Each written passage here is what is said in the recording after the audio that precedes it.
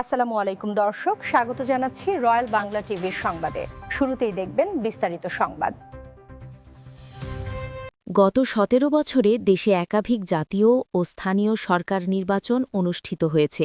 তবে এসব নির্বাচনের গ্রহণযোগ্যতা, অংশগ্রহণমূলক পরিবেশ এবং ভোটাধিকার প্রয়োগ নিয়ে বিভিন্ন সময় রাজনৈতিক অঙ্গনে বিতর্ক ও প্রশ্ন উঠে এসেছে।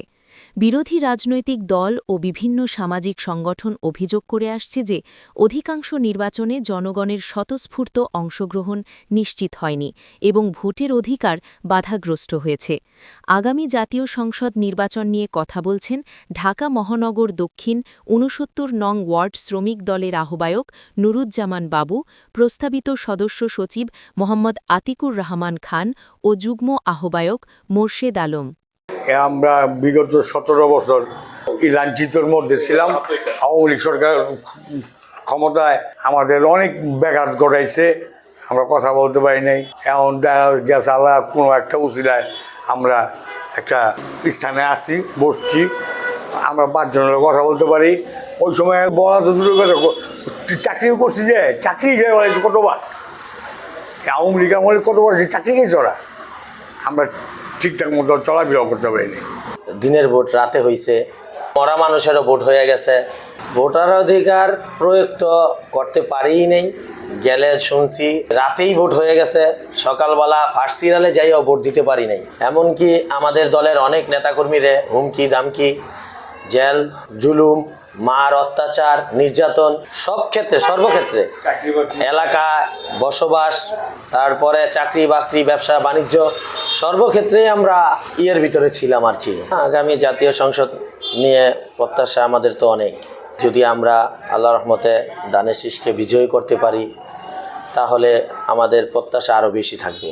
কারণ আমাদের লিডারদের সাথে আমরা আলাপ আলোচনা করে এই এলাকার উন্নয়ন, ৬৯ নং ওয়ার্ডে ঢাকা ৫-এ আমাদের নবুল্লাহ নবী ভাই একজন যোগ্য প্রার্থী হিসাবে আমরা পেয়েছি। আমরা মনে করি ডেমরাবাসী, যার ব্যাকগ্রাউন্ড দেখলে, জীবনবৃত্তি দেখলে আমরা উৎসাহ পাই যে আলহাজ নবিউল্লাহ নবী একজন আলেমের সন্তান।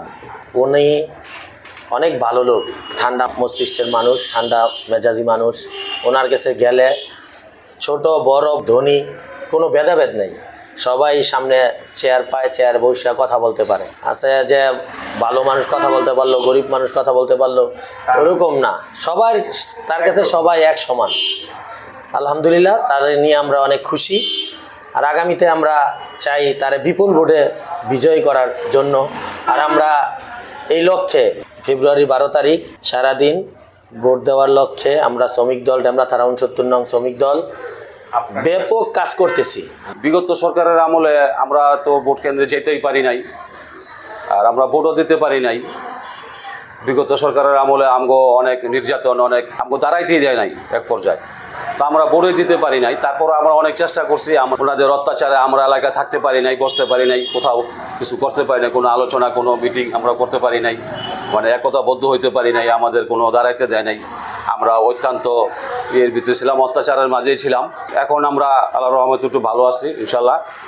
তো আমরা আশা করি মন খোলসাভাবে আমরা ইনশাল্লাহ দানের শীষকে জয়যুক্ত করে ইনশাল্লাহ আমরা ভোট দিব।